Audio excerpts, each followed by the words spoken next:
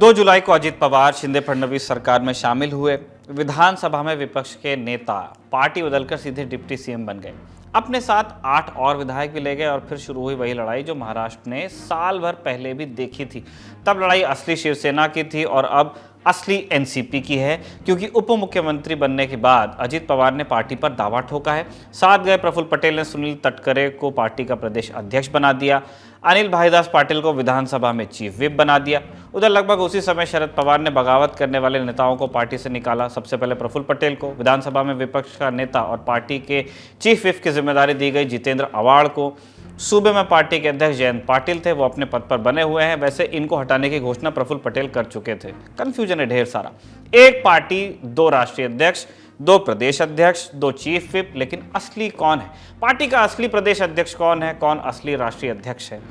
असली chief whip कौन है? और सबसे बड़ा सवाल, असली पार्टी कौन सी है, जो चली गई या जो बची हुई है? ये कुछ सवाल ऐसे हैं जिसके लिए हो रहा था आज का इंतजार, क्योंकि दोनों गुटों ने अपने शक्ति प्रदर्शन के लिए 5 जुलाई की तारीख मुकर्रर की थी। वैसे भी बड़ा स्टेट है महाराष्ट्र से, आपको ट्रैवल करके बॉम्बे आना होता है, मुंबई माफ कीजिए। दोनों गुटों ने अपने विधायकों, सांसदों और पार्टी पदाधिकारियों की मीटिंग बुलाई थी, ये स्पष्ट करने के लिए कि कौन कितने पानी में है और कौन किस पाली पार्टी में है। आज दिन की बड़ी खबर में इन्हीं सवालों के इर्द गिर्द भटकेंगे और जितना हमें मालूम चला उतना आपको बताएंगे। नमस्कार, मेरा नाम है निखिल और आप देखना शुरू कर चुके हैं दी ललन टॉप शो। दोनों गुटों की ओर से विधायकों को व्हिप जारी किया गया, पवार सीनियर वाले गुट से भी, पवार जूनियर वाले गुट से भी। अजित पवार ने बांद्रा के एमईटी कॉलेज में सांसदों विधायकों की बैठक बुलाई। वहीं दूसरी तरफ शरद पवार ने नरीमन पॉइंट पर वाईबी चौहान सेंटर में सभी विधायकों, सांसदों और जिले से लेकर तालुका स्तर तक सभी अधिकारियों और इकाइयों के पार्टी कार्यकर्ताओं की बैठक बुलाई। और बैठक में क्या हुआ? मंच सजा, सुबह से भीड़ इकट्ठा होने लगी, विधायक आने लगे, नेता आने लगे, टीवी चैनल्स की स्क्रीन पर डबल विंडो चली। एक तरफ शरद पवार का कैंप तो दूसरी तरफ अजित पवार का कैंप। समर्थक नारेबाजी कर रहे थे। खास बात यह थी कि दोनों ही गुट के समर्थक शरद पवार को अपना नेता बना रहे थे। शरद पवार गुट वाले तो बता ही रहे थे, अजित पवार गुट के समर्थकों का भी कहना था कि हम अजित पवार के साथ हैं और शरद पवार हमारे साथ। दोनों गुटों के मंचों पर भी शरद पवार की तस्वीर लगी हुई थी। शरद पवार कैंप के मंच पर शरद पवार की इकलौती तस्वीर थी, तो अजित पवार के मंच पर अजित पवार, छगन भुजबल, प्रफुल्ल पटेल के साथ शरद पवार की तस्वीर थी। फोटो का जिक्र हम इसलिए कर रहे हैं क्योंकि शरद पवार कह चुके हैं कि जो हमारी विचारधारा को छोड़ गए उन्हें हमारी तस्वीर इस्तेमाल करने का कोई हक नहीं, और अपने जीते जी तो वही तय करेंगे कि तस्वीर का इस्तेमाल कौन करेगा कौन नहीं। वापिस आते हैं शक्ति प्रदर्शन पर। कैंप में मंच पर नेता पहुंचे और शुरू हुई भाषणबाजी। कोई इतिहास याद दिला रहा था तो कोई भविष्य का खाका खींच रहा था, कोई सलाह दे रहा था तो कोई चेतावनी। किसने क्या कहा, एक एक करके आपको सुनाते हैं। पहले चलते हैं अजित पवार के कैंप की तरफ। कैंप में जो नेता और विधायक जुट रहे थे, सबसे एफिडेविट पर साइन कराया गया। फिर बोलने आए छगन भुजबल, जिनके शरद पवार से अलग होने पर बड़ा आश्चर्य किया जा रहा था। बड़े लंबे समय से उनके साथ हैं, क्योंकि भुजबल ने कहा कि इस तरह के फैसले एक दिन में नहीं लिए जाते, सब प्लान के तहत हुआ है। हमने पार्टी के लिए वो किया जो ठीक था। हम एनसीपी को सत्ता में लेकर आए हैं। इस शरद पवार को हमारी ओर से गुरु दक्षिणा है। सभोवती पसरलेला धूर तुम्ही बाजूला करा आणि मग हे चित्र जे आहे तुम्हाला दिसेल की कोण कुठे आहे। राष्ट्रवादी काँग्रेस पक्ष इथे सगळा अजितदादाच्या नेतृत्वाखाली जमलेला आहे आणि तुम्ही आम्ही सगळ्यांनी जे आहे मजबूतीने जे आहे याच्या पुढे वाटचाल करायची आहे। आपल्याला सांगितलं जाईल की हे होईल ते होईल, डिस्क्वालिफाय, आमचं काही होणार नाही। अरे आम्हाला सुद्धा कायदे कळतात आणि आम्ही सुद्धा जे आहे सगळी व्यवस्था करूनच कायद्याची जे आहेत ॲफिडेव्हिट सहित आलेला। नियमाच्या बाहेर जाऊन आम्ही काम कसं करू, कायदे आम्हालाही कळतात। त्यामुळे जे लोक सांगतात की ही कारवाई होईल ती कारवाई होईल, याचा सगळा पूर्ण विचार करूनच पुढचं पाऊल टाकलेला आहे। भुजबल ने मार्च 2023 के नागालैंड विधानसभा चुनाव में जीते एनसीपी विधायकों का जिक्र किया और कहा कि जब वो भाजपा के साथ सरकार में गए तो उन्हें सम्मानित किया गया। पवार साहब को अब हमें भी सम्मानित करना चाहिए। भुजबल ने कहा कि नीतीश, ममता, महबूबा, जॉर्ज फर्नांडिस भी भाजपा के साथ गए, हम भी गए, लेकिन विचारधारा की बात नहीं उठती है क्योंकि विचारधारा हमारी बदली नहीं है। भुजबल ने शरद पवार की तस्वीर इस्तेमाल करने पर भी जवाब दिया, कहा कि शरद पवार हमारे भगवान हैं, लेकिन उन्हें कुछ लोगों ने घेर लिया है जो पार्टी खत्म करना चाहते हैं। हमने मुकदमों के डर से नहीं बल्कि इन लोगों की वजह से छोड़ने का फैसला किया। हमारे साथ वो लोग भी हैं जिन पर मुकदमे नहीं हैं। और आखिर में भुजबल अपने भगवान यानी शरद पवार को ये भी कह गए कि अगर आपने 60 साल राजनीति की है तो हमने भी 56 साल राजनीति की है। हम इस लड़ाई को चुनाव आयोग तक लड़ेंगे। भुजबल के बाद आए प्रफुल्ल पटेल, जिन्हें कुछ दिन पहले ही शरद पवार ने सुप्रिया सुले के साथ एनसीपी का कार्यकारी अध्यक्ष घोषित किया था। सोचिए कितना विश्वास पात्र मानते होंगे। शरद पवार के काफी भरोसेमंद माने जाने वाले प्रफुल्ल पटेल अजित पवार के साथ गए तो ऑब्वियसली आश्चर्य हुआ। सवाल हो रहे थे कि अजित पवार जा सकते हैं, पहले भी गए हैं, इसकी आशंका संभावना तो थी ही, लेकिन प्रफुल्ल पटेल कैसे चले गए? इस सवाल का जिक्र आज खुद प्रफुल्ल पटेल ने भी किया। कहा कि पूरा देश ये सवाल पूछ रहा है कि प्रफुल्ल इस मंच पर क्यों है, पवार साहब के मंच पर क्यों नहीं है। पवार साहब मतलब शरद पवार, पवार सीनियर, उन्हीं को पवार साहब कहा जाता है। अजित पवार को कहा जाता है दादा, अजित दादा। इस सवाल का जवाब मैं सही समय आने पर दूंगा, ऐसा पटेल कह रहे हैं, प्रफुल्ल पटेल। पटेल ने यह भी कहा कि हमने सबसे ज्यादा शिवसेना के साथ संघर्ष किया और फिर उसके साथ चले गए, तो फिर भाजपा के साथ जाने में क्या दिक्कत है? आप विचारधारा का सवाल कैसे उठा सकते हैं? सेना आणि बाळासाहेब ठाकरे यांनी केले असेल। आपण वैचारिक म्हणतो, वैचारिक म्हणजे काय? आयडिओलॉजी ना। तो शिवसेनाची आयडिओलॉजी जेव्हा आपण स्वीकारू शकतो, त्यांनी मिठी मारू शकतो, मग आपण भारतीय जनता पार्टीकडे आपण का बघू शकत नाही? आपण जसं आधीच्या वक्त्यांनी सांगितलं, आमचा पक्ष काय आम्ही विकून काही दिला नाही आहे। आम्ही स्वाभिमानानं राष्ट्रवादी काँग्रेस पक्ष म्हणून या युतीमध्ये आम्ही भागीदार झालेले आहोत आणि म्हणून अनेक मान्यवर भुजबळ साहेबांनी खरं सांगितलं, अरे काश्मीरच्या मेहबूबा मुफ्ती, काश्मीरचे फारुख अब्दुल्ला हे बीजेपी बरोबर जाऊन एनडीए मध्ये जाऊ शकतात। जे आज विरोधी पार्टीची जे मीटिंगा करून राहिले त्यामध्ये स्टॅलिन जे तामिळनाडूचे आहे ते एका काळात म्हणजे एनडीएचे हिस्सेदार होते, केंद्रामध्ये मंत्रित होते। प्रफुल्ल पटेल ने कहा कि बहुत सारे लोग अजित पवार को बदनाम करने की कोशिश कर रहे हैं, उन पर आरोप लगा रहे हैं। पटेल ने 2019 में फडणवीस के साथ अजित पवार के शपथ लेने की घटना का जिक्र करते हुए कहा कि अगर अजित दादा ने ऐसा पार्टी के खिलाफ जाकर किया तो उन्हें सरकार में डिप्टी सीएम और विपक्ष के नेता क्यों बनाया गया? प्रफुल्ल पटेल ने कहा कि मैं ज्यादा बात नहीं करना चाहता, लेकिन जब सही समय आएगा तब मैं किताब लिखूंगा, तब पूरा देश हिल जाएगा क्योंकि सब जानते हैं कि मैं साय की तरह पवार साहब के साथ था। प्रफुल्ल पटेल ने आखिर में शरद पवार से अपील करते हुए कहा कि अभी देर नहीं हुई, हमारी बात सुने, आशीर्वाद दें। प्रफुल्ल पटेल के बाद आए अजित पवार। बताया कि उन्होंने बीजेपी के साथ जाने का फैसला क्यों किया और इसके लिए शुरुआत की उन्होंने शरद पवार से ही। कहा कि शरद पवार हमारे गुरु हैं, नेता हैं, इसमें तो कोई शक नहीं, लेकिन वो पहली बार मुख्यमंत्री कैसे बने?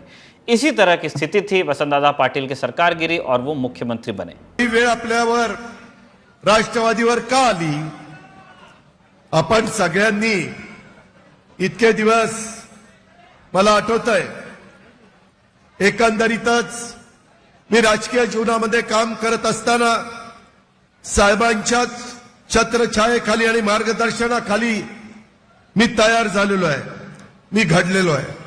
ह्याच्याबद्दल माझ्या मनामध्ये तिळमात्र शंका नाही। परंतु साहेब आपल्या सर्वांचे श्रद्धास्थान आहे, त्याहीबद्दल आमचं प्रत्येकाचं ते मत आहे। पण एक गोष्ट आपण सगळ्यांनी लक्षामध्ये घेतली पाहिजे, एकंदरीतच आज काही देश पातळीवर, राज्य पातळीवर राजकारण चाललंय। शेवटी एखादा पक्ष आपण कशा करता स्थापन करतो? लोकांचे विकासाची कामं होण्याकरता, सर्व जाती धर्माला या भारतातल्या न्याय देण्याच्या करता, डॉक्टर बाबासाहेब आंबेडकरांनी जे संविधान दिलंय त्या संविधानाचा आदर करण्याकरता, त्या पद्धतीनं माझे मागासवर्गीय असतील, माझे आदिवासी असतील, माझे अल्पसंख्याक असतील, माझे ओबीसी असतील। अजीत इतने पर ही नहीं रुके, एक के बाद एक पुराने किस्से निकालने लगे। जो मेहनत हमने की थी न्यूज़ रूम में वो उन्होंने भी की, या उनके रिसर्चर्स ने, कि 1999 में पवार साहब सोनिया गांधी के विदेशी मूल के मुद्दे पर अलग हुए, हमने उनकी बात मानी, फिर हमने मेहनत की, 2004 में हमारी सीटें भी ज़्यादा आई, हमारा मुख्यमंत्री होना चाहिए था कायदे से, लेकिन मुख्यमंत्री पद दिया गया कांग्रेस को। अगर तब हमारा मुख्यमंत्री बनता तो अब तक हमारी ही सत्ता रहती। अजीत पवार ने 2014 और 2017 का भी जिक्र किया। कहा कि दोनों मौकों पर भारतीय जनता पार्टी के साथ जाने का फैसला किया, लेकिन फिर पलट गए। 2017 में तो ये कहा गया कि हम शिवसेना के साथ नहीं जा सकते, वो जातिवादी पार्टी है। तब भारतीय जनता पार्टी और शिवसेना गठबंधन की सरकार थी, लेकिन फिर बाद में शिवसेना के साथ चले भी गए। तब शिवसेना जातिवादी थी, तो अब ठीक कैसे है? फिर बात आई पिछले साल यानी कि 2022 की, जब शिंदे के नेतृत्व में शिवसेना विधायकों का एक गुट असम चला गया था सूरत होते हुए। अजीत ने कहा कि तब भी भारतीय जनता पार्टी के साथ जाने की बात तय हुई थी। 53 विधायकों ने लेटर पर साइन किया क्योंकि हम काम करना चाहते थे। कई विधायक पहली बार चुनकर आए हैं, जब वो अपने क्षेत्र में जाएंगे तो लोग पूछेंगे कि क्या काम किया। हम विपक्ष में रहकर तो विकास नहीं कर सकते। अजीत ने यह भी कहा कि लेकिन फिर बात नहीं बनी। मेरे पास वो लेटर आज भी है। मुझे महाराष्ट्र की जनता से पूछना है कि मुझे विलन क्यों बनाया जाता है, क्या मेरी ही गलती थी? अजीत पवार ने पार्टी के नेशनल पार्टी स्टेटस जाने का भी मुद्दा उठाया। कहा कि पार्टी का नाम और निशान हमारा है। देखिए, सिंबल की लड़ाई चल रही, तो वो भी दावा जता रहे हैं। हम अब स्टेट पार्टी हैं। 2024 के चुनाव में हम वापस नेशनल पार्टी का दर्जा लेकर आएंगे। आखिर में अजीत पवार इमोशनल भी हुए। कहा कि हम किसी के पेट से पैदा नहीं हो सके, क्या यही हमारी गलती है? सीनियर यानी शरद पवार के लिए अजीत ने सीनियर टाइटल का इस्तेमाल कई बार अपने भाषण में किया। उनको अपना देवता और आदर्श बताते हुए अपील की कि आप 83 साल के हो गए हैं। महाराष्ट्र में सरकारी नौकरी में आदमी 58 साल में और IAS IPS 60 साल में रिटायर हो जाता है। पवार साहब, आप 83 साल के हो गए, आप कभी रुकेंगे या नहीं? का मला लोकांच्या समोर त्या ठिकाणी विलन केलं जातं कळत नाही? काय माझी चूक आहे? या संदर्भामध्ये ह्या सगळ्या गोष्टी होत असताना आजही माझं ते दैवत आहे, आजही माझं ते श्रद्धास्थान आहे. पण कार्यकर्त्यांनो, महिलांनो, तरुणांनो, तुम्ही सांगा, एखादा माणूस नोकरीमध्ये लागला तर महाराष्ट्र सरकारमध्ये 58व्या वर्षी रिटायर होतो. IAS IPS असेल तर 60व्या वर्षी रिटायर होतात. राजकीय जीवनामध्ये असेल तर भाजपमध्ये 75 वर्षानंतर रिटायर केलं जातं. अडवाणींची उदाहरण घ्या, मुरली मनोहर जोशींचं उदाहरण घ्या, कुणाचंही उदाहरण घ्या. त्याच्यानंतरच्या काळामध्ये आता नवीन पिढी पुढे येते. तुम्ही आशीर्वाद द्या ना. चुकलं तर सांगा ना, अजित तुझं हे चुकलं.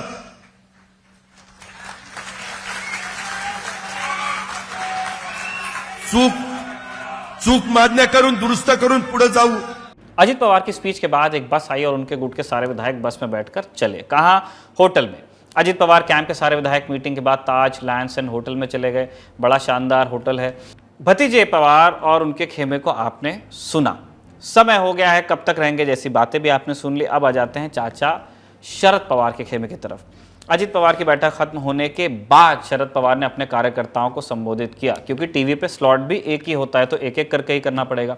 उन्होंने कहा कि अगर अजीत पवार को कोई समस्या थी तो उन्हें मुझसे बात करनी चाहिए थी। अगर उनके मन में कुछ था तो वो मुझसे संपर्क कर सकते थे। शरद पवार ने भाषण मराठी में दिया, सो हम उसका भावानुवाद आपको बता रहे हैं। उन्होंने कहा कि जिन विधायकों ने अलग होने का फैसला किया, उन्होंने हमें विश्वास में नहीं लिया था। अजीत पवार गुट ने किसी भी प्रक्रिया का पालन नहीं किया। शरद पवार ने बताया कि पार्टी का चुनाव चिन्ह हमारे पास है, वो कहीं नहीं जा रहा।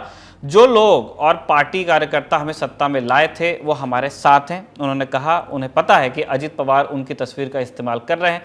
पवार ने कहा कि ये हमारे लिए अस्वीकार्य है। वो मेरी तस्वीर का इस्तेमाल कर रहे हैं क्योंकि वो जानते हैं कि उनकी अपनी कोई पकड़ नहीं है। आज जर आमच्या काही विषयांचं एक वेगळं काही बैठक झाली, मेळावा झाला, त्या सगळ्याच्या फाशीफाशी फोटो बघितले. त्या फोटोत सगळ्यात मोठा फोटो होता माझा. आज मुंबईमध्ये सुद्धा अनेक ठिकाणी पोस्टर लावली, त्याच्यात फोटो माझा. त्यांना माहिती आहे की आपलं नाणं चालणार नाही. त्यामुळे जे नाणं चालेल ते चालणारं नाणं घेतलं पाहिजे. कारण त्यांचं नाणं खरं नाही आहे, खण त्यांना वाजत नाही आहे, हे नाही लोक ओळखतील. त्यामुळे नको की अडचण लावून टाकायच्या ठिकाणी फोटो दाखवा खायचा. यापेक्षा आमचा ही घड्याळाची खून आमची आहे. ठीक आहे, तुम्ही म्हणू शकता की निवडणूक आयोगानं घड्याळाची खून कुणाला दिली हे सगळ्या देशाला माहिती. आणि मी तुमच्यासाठी सांगतो, खून कुठं जाणार नाही ही गोष्ट खरी आहे. पण खून हे देशाचं राजकारण करत नाही. त्यामुळे कोणी सांगत असेल की चिन्ह आम्ही घेऊन जाऊ, चिन्ह जाणार नाही, जाऊन देणार नाही.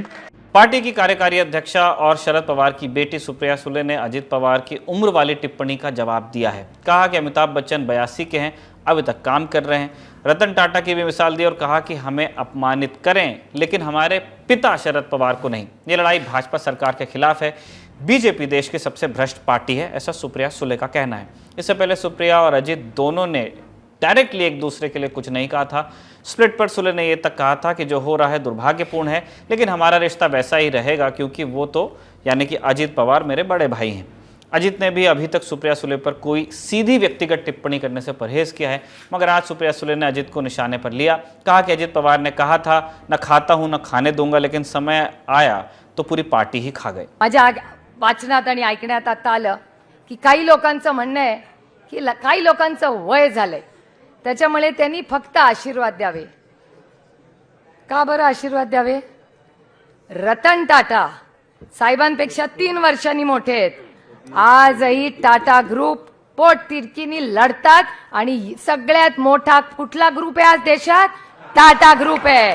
रतन टाटांचं वय काय? 86. अरे सबसे देखो तो फारूक अब्दुल्ला साहेबांपेक्षा 3 वर्षांनी मोठे आहेत. मला विचारलं अरे क्या हो रहा है एनसीपी में? मतलब अंकल ऐसे ऐसे हो रहा है. अरे लड़ मैं तो शरद से 3 साल बड़ा हूं, मैं लड़ रहा हूं, शरद को बोल मेरे तरह तू भी लड़ ले. महाराष्ट्र की राजनीति कवर करने वाले बताते हैं कि शरद पवार का सुप्रिया सुले को राजनीतिक वारिस बनाना अजित पवार को अखर गया. इसी पुत्री मोह की वजह से सारी कला पैदा हुई. लेकिन ये सारी बातें हम आपको बता दें कयास हैं, पुख्ता भी कुछ नहीं है. राजनीति में आदमी या औरत सेवा ही करने आता है. ताकत या पद से उनका क्या ही मतलब होता है. मुमकिन है अजित पवार को चाचा पवार का सेवा करने का तरीका जम नहीं रहा हो. शरद पवार के गुट से आने वाले अनिल देशमुख, जो कभी महाराष्ट्र के गृह मंत्री रहे, उन्होंने भी अजित पवार के रिटायरमेंट वाले तंज का जवाब दिया. कहा कि 82 साल का शेर अभी जिंदा है. समाज के उनका जो सपोर्ट आपको मिलेगा, आप उसकी बात कीजिए. अजीत दादा 82 साल के हो गए, रिटायर हो जाइए, आशीर्वाद देना चाहिए उनको, लेकिन अभी भी जो है वो उसी पे रहना चाहिए. 82 साल का शेर अभी भी जिंदा है. शरद पवार के पोते रोहित पवार ने भी दादा का समर्थन किया. रोहित ने कहा कि जब 2019 में हम राजनीति में आए और विधानसभा चुनाव लड़ा तो पवार साहब 82 साल के थे. हम में से ज़्यादातर लोग उन्हीं की वजह से चुने गए, इसलिए मुझे नहीं लगता कि उम्र ज़्यादा मायने रखती है. दोनों तरफ की राजनीति आपने सुन ली. एक आम भारतीय की औसत उम्र फिलहाल 30 से कम चल रही है, लेकिन आज शरद पवार के चलते इस बात पर चर्चा तो हुई कि एज मैटर्स और नॉट. दोनों पार्टियों की बात हो गई. अब चलते हैं चुनाव आयोग की तरफ. दोनों गुटों ने आज चुनाव आयोग में भी अपनी हाजिरी लगा दी है. दोपहर में खबर आई कि अजित पवार गुट ने असली राष्ट्रवादी कांग्रेस पार्टी हम हैं ऐसा दावा करते हुए चुनाव आयोग को अर्जी दे दी है. पार्टी और सिंबल पर दावा कर दिया है. लेकिन शाम होते होते खबर आई कि अजित गुट ने राष्ट्रीय अध्यक्ष पद से शरद पवार की छुट्टी भी कर दी है. जी हाँ, इसी अर्जी में कहा गया है कि 30 जून को एनसीपी राष्ट्रीय कारिणी की बैठक बुलाई गई थी मुंबई में, और मीटिंग में अजित पवार को पार्टी का अध्यक्ष चुनने का फैसला किया गया. ये मीटिंग प्रफुल्ल पटेल ने कार्यकारी अध्यक्ष की हैसियत से बुलाई थी, यानी शरद पवार को पार्टी के राष्ट्रीय अध्यक्ष पद से हटा दिया गया है.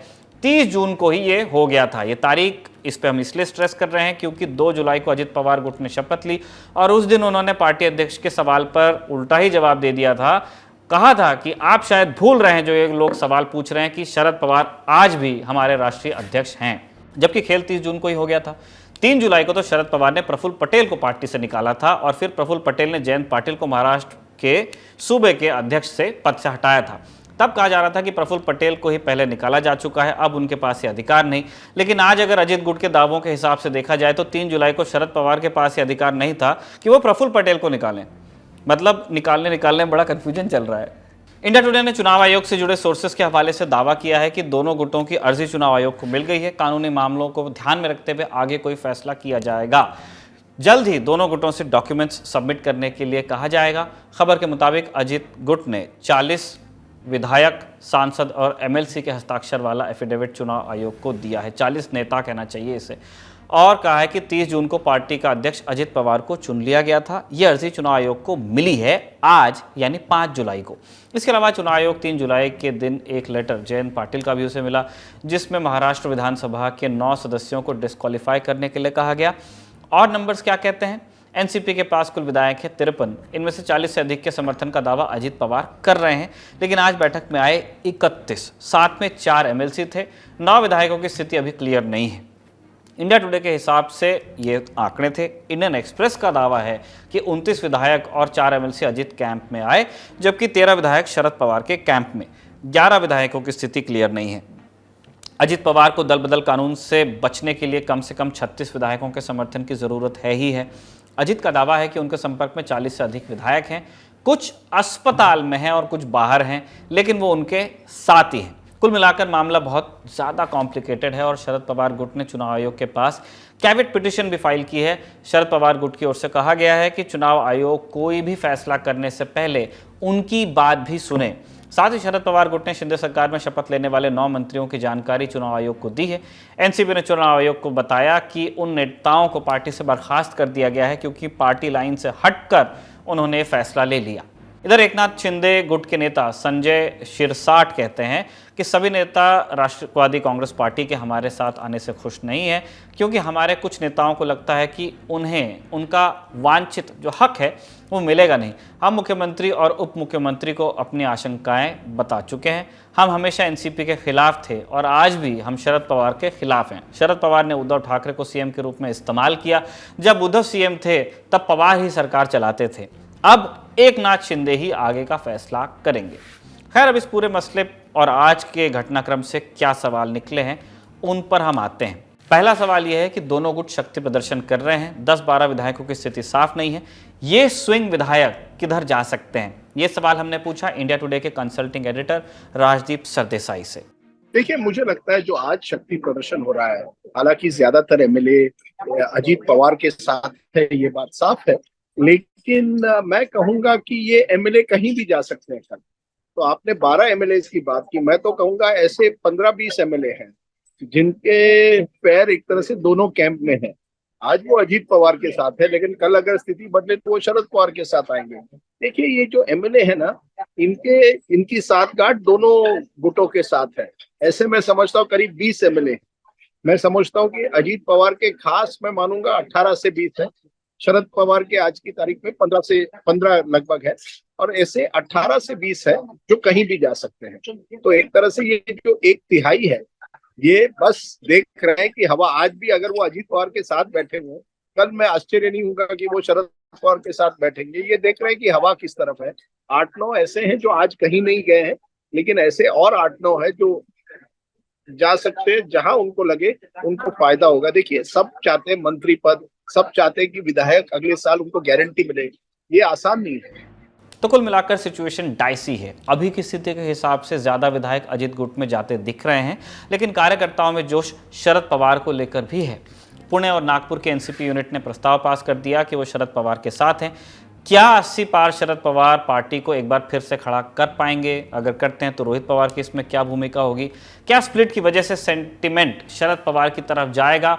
ये हमने पूछा जानकारों से। देखिए, शरद पवार के सामने बड़ी चुनौती है।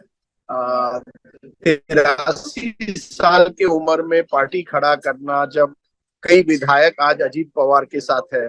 अजीत पवार ने अपना एक तरह से अपनी पकड़ पुणे और बारामती में बनाई है, पश्चिम महाराष्ट्र में बनाई है। जो शुगर कॉर्पोरेटिव है, साकर कारखाने हैं, शक्कर के कारखाने हैं, उनके कई जो नेता है जो एनसीपी से जुड़े हुए हैं, उनके अजीत पवार के साथ बिजनेस रिलेशंस हैं। तो मैं समझता हूँ इतना आसान नहीं होगा शरद पवार को एक बार पार्टी खड़ा करना। लेकिन शरद पवार के सामने जो लक्ष्य है कि अगले साल चुनाव है, महाराष्ट्र के चुनाव में क्या वो अगर ये महाविकास आघाड़ी को मजबूत बना पाते हैं, तो क्या वो दूसरी अपने आप को एक बार फिर सरकार में एक तरह से शामिल कर पाते हैं। पार्टी खड़ा करना एक बात है, चुनाव लड़ना दूसरी बात है। चुनाव में मैं समझता हूँ शरद पवार आज की तारीख में अभी भी टक्कर दे सकते हैं। पार्टी पूरी तरह से और संगठन को मजबूत करना आसान नहीं होगा। ये बड़ी लंबी लड़ाई है और वो 83 साल की उम्र में है, लेकिन मैं कभी उनको राइट ऑफ नहीं करता। जो नेता 50-60 साल से राजनीति में है उनको आप कभी राइट ऑफ नहीं कर सकते। तो कौन जाने कल क्या हो। शरद पवार कोशिश करेंगे कि कम से कम अगले साल के चुनाव तक वो एक तरह से जनता में जाकर एक माहौल बनाए जिसका वो फायदा उठा सके। जो महाविकास आघाड़ी की सरकार 2022 में, जून 2022 में गिरी और एकनाथ शिंदे अपने 39 विधायकों के साथ निकल गए शिवसेना से, तो एक परसेप्शन ऐसा था कि सिंपैथी है उद्धव ठाकरे की शिवसेना के लिए। उसके बाद जो विधानसभा के उपचुनाव हुए उसमें हमें ये दिखाई दिया कि जो कस्बा पेट विधानसभा कॉन्स्टिट्यूएंसी थी वो 1990 के आसपास से जो गढ़ था भारतीय जनता पार्टी को, वहां कांग्रेस का उम्मीदवार जीत गया। तो ये एक मुझे लगता है वार्निंग साइन था कहीं इनके लिए, बीजेपी के लिए।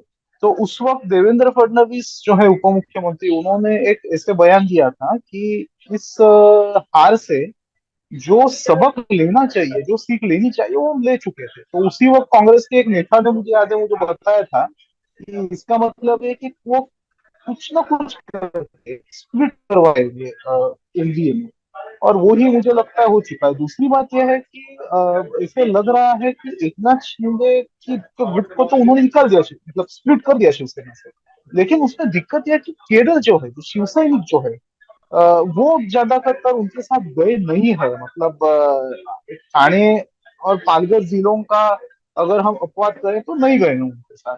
और देखिए, भारतीय जनता पार्टी के लिए ये बहुत अहम है कि महाराष्ट्र में 48 सीट है लोकसभा की, तो वो उन्हें जीतने हैं, तो उनके लिए वो बहुत मायने रखते हैं। तो एनसीपी के जो नेता हैं वो उस लोकल लेवल पे दादा लोग हैं, या जिसे सत्रप कहते हैं, सैट्रप्स कहते हैं, तो इस किस्म के लोग हैं। तो वो जब पार्टी बदलते हैं, और इसके पहले भी हुआ है कांग्रेस और एनसीपी कि उनके नेता जब पार्टी बदलते हैं तो उनका केडर, उनके वोटर भी उनके साथ माइग्रेट हो जाता है। क्योंकि शिवसेना को अगर आप देखें तो वो एक केडर बेस्ड पार्टी है, एनसीपी एक लीडर बेस्ड पार्टी है। इसलिए लग रहा है कि सिंपैथी कहीं ना कहीं आज महाविकास आघाड़ी के पास है। और शरद पवार देखिए एट द एज ऑफ 82 कोशिश कर रहे हैं कि अपने भतीजे का जो, अपने भतीजे की जो बगावत है उसे वो तोड़े। तो उनके बारे में कहीं ना कहीं सिंपैथी है, खासकर युवकों में, यूथ में और महिलाओं में। महाराष्ट्र की राजनीति में एक सवाल और बच रहा है। इंडियन एक्सप्रेस से जुड़ी शुभांगी खापरे ने लिखा है कि असली कौन वाली राजनीति में सुप्रिया सुले का राजनीतिक करियर अब नेपथ्य में जाता दिख रहा है।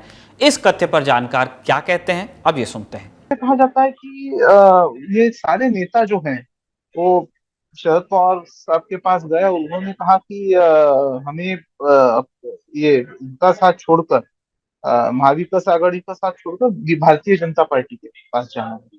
और जब ये प्रेशर बढ़ गया तो शरद पवार ने कहा कि चलो मैं इस्तीफा दे देता हूँ राष्ट्रीय अध्यक्ष पद से, आपको जो करना है करो। लेकिन उसका एक इंटेंडेड इफेक्ट हुआ।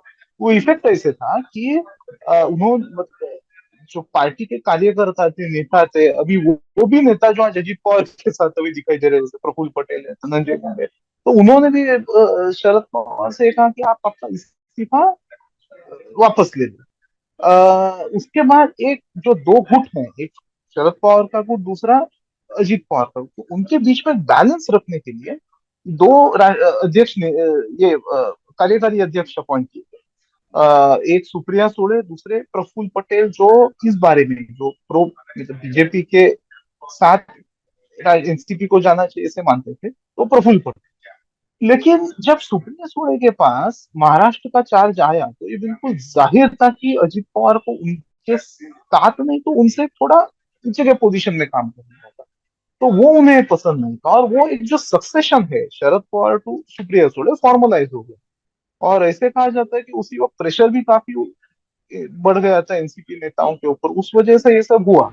आपने धवल कुलकर्णी को सुना। धवल ने इंडिया टुडे के लिए ही एक लेख लिखा है जिसमें महाराष्ट्र की राजनीति के संदर्भ में भाजपा के फॉर्मूले को डिकोड करने की कोशिश हुई है। धवल लिखते हैं, भाजपा ने एनसीपी के मराठा वर्चस्व वाली राजनीति के बरक्स दूसरे समाज से आने वाले ओबीसी नेताओं को तैयार किया। ये राज्य भाजपा के पूर्व महासचिव वसंतराव भागवत का माधव फॉर्मूला है। माधव मतलब माली, धनगर और बंजारी। वसंतराव भागवत ने 80 के दशक में गोपीनाथ मुंडे, एन एस फरांडे और अन्ना डांगे जैसे ओबीसी नेताओं की एक पीढ़ी को तैयार किया। इसी सोशल इंजीनियरिंग ने भाजपा को ब्राह्मण बनिया वाली पार्टी की छवि से निकालने में मदद की महाराष्ट्र में, लेकिन अब यही फॉर्मूला उनके खिलाफ जा रहा है। कैसे, आप धवल से सुनिए। सोशल इंजीनियरिंग का और एनसीपी के नेताओं के खिलाफ इससे लोकल नेताओं को ताकत देने का जो मॉडल है वो खतरे में आ चुका है। दूसरी बात यह है कि ये अटकलें लगाई जा रही है कि शायद एकनाथ शिंदे को ये किया जाएगा, डिस्क्वालीफाई किया जाएगा स्पीकर की तरफ से, उसके बाद अजित पवार मुख्यमंत्री बन जाएंगे। और उसका रेफरेंस उन्होंने उनके भाषण में भी दिया था, जब वो कहते हैं कि मैं 5 बार उप मुख्यमंत्री हो चुका हूँ और अब मैं राज्य का प्रमुख होने का मुख्यमंत्री होने की तमन्ना रखता हूँ। तो ऐसे अगर हो जाए तो एक बहुत गलत मैसेज जाएगा बीजेपी के जो प्रोबेबल अलाइज हैं, जो आगे चल के उनके साथ गठबंधन कर सकते हैं, कि बीजेपी वाले यूज एंड थ्रो करते हैं, ये एक मैसेज जाएगा। तीसरी बात यह है कि जो मराठा कम्युनिटी है उससे बैकलैश मुझे लगता है बीजेपी के खिलाफ आ सकता है, क्योंकि शरद पवार की उम्र को देखते हुए, और अभी मैं भाषण सुन रहा था एनसीपी के नेताओं का, अजित पवार के वो, तो जिस तरीके से वो शरद पवार का नाम न लिया बगैर भी उनके ऊपर जो पर्सनल अटैक्स कर रहे हैं उसका कहीं ना कहीं बैकलैश आ सकता है और जो सिंपैथी है एनडीए के लिए वो बढ़ सकती है। ऐसी मेरी अटकल। मुंबई से वापस आते हैं दिल्ली। दिल्ली में सवाल यह है कि मोदी सरकार के कैबिनेट में जिस फेरबदल के कयास लग रहे हैं, क्या महाराष्ट्र से भी किसी को दिल्ली लाया जाएगा, अकोमोडेट किया जाएगा? से जरूर कुछ लोग आएंगे जो मुझे लगता है दिल्ली आएंगे। शिंदे गुट से कई लोग हैं जो बहुत अस्वस्थ है, वो कह रहे हैं आपने एनसीपी से मंत्री बनाए, यहाँ महाराष्ट्र की सरकार में हमारा नंबर कब आएगा। तो केंद्र में भी कुछ एमपीज है वो कह रहे हैं हमारा नंबर आना चाहिए। शिवसेना का मंत्री था जब उद्धव ठाकरे बीजेपी के साथ थे, तो हमारा भी नंबर आना चाहिए। राहुल शेवाड़कर का नाम उठा है, लेकिन क्या उनको मिलेगा मैं नहीं जानता, लेकिन कोई ना कोई शिंदे गुट से मंत्री बन सकता है। ये भी बात चल रही थी प्रफुल्ल पटेल की, क्या प्रफुल्ल पटेल सरकार में आएंगे। देखिए प्रफुल्ल पटेल के खिलाफ जो चार्जेस हैं वो बीजेपी ने लगाए हैं, क्या नरेंद्र मोदी जी ऐसे समय में उनको मंत्री बनाएंगे, इस पर सवाल है। लेकिन इस समय मुझे लगता है जो ज्यादातर संभावना है इस शिंदे गुट को एक तरह से कंफर्ट देने के लिए शिंदे गुट के 1 या 2 व्यक्ति केंद्र में मंत्री बन सकते हैं। शिंदे जी को खुद के बेटे जो हैं उनका भी नाम चल रहा है, श्रीकांत शिंदे। महाराष्ट्र में गठबंधन की राजनीति होती रही है, गठबंधनों के टूटने बनने का भी इतिहास है, लंबा इतिहास। लेकिन महाराष्ट्र की राजनीति में वैसे शाप की बात कभी नहीं हुई जैसे छोटे राज्यों के बारे में कही जाती है कि 40 विधायक हैं इसलिए जनता क्या चुने। इससे ज्यादा वजन इस बात का हो जाता है कि राजनीति के मठाधीश क्या चाहते हैं। देखते देखते पूरी पार्टी इधर से उधर हो चुकी है। कई बार अरुणाचल में तो पेमा खांडू अपनी पूरी पार्टी लेकर दूसरी पार्टी में चले गए थे, सीएम ही रहे। गोवा, नागालैंड में किसी न किसी स्केल पे हम ये सब होते हुए देख चुके हैं। लेकिन महाराष्ट्र में जो इन दिनों हो रहा है वो कुछ और ही है। जितनी बड़ी पार्टियों ने 2019 में चुनाव जीता वो कभी ना कभी सत्ता में रह चुकी हैं, अलग अलग परम्यूटेशन कॉम्बिनेशन में। महाराष्ट्र को अपनी किस्मत पर नाज करना चाहिए। उसके जनप्रतिनिधियों से ज्यादा किसी को विकास की चिंता नहीं है। विकास का ही मकसद था कि 4 साल में सूबे को 3 मुख्यमंत्री मिले, देवेंद्र फडणवीस, उद्धव ठाकरे और एकनाथ शिंदे। विकास का ही मकसद था कि अजित पवार इन्हीं 4 सालों में 3 बार डिप्टी सीएम पद की शपथ ले चुके हैं। अपनी इस किस्मत पर महाराष्ट्र के लोग नाज न करें तो क्या करें, आप ही बताइएगा। इसी नोट पे ललन टॉप शो की इस किस्त को यहीं पर कंक्लूड करते हैं। आपसे मुलाकात होगी अब अगले एपिसोड में। देखते रहिए दी ललन टॉप।